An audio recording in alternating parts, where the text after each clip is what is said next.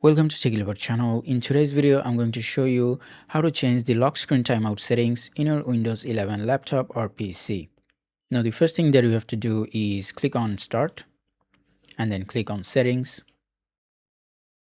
Now from the left, click on System. Now in here, scroll down a bit and then click on Power and Battery.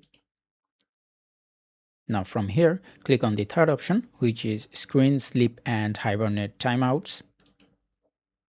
Now, if you're using a laptop, you'll see two options, which is plugged in and on battery. If you're using a desktop, you'll see just one option. So this is when your laptop is plugged in and this is when your laptop is on battery. So this is pretty self-explanatory. Now all you need to do to change the timeout settings is just click on this arrow here and then change the timeout settings from here.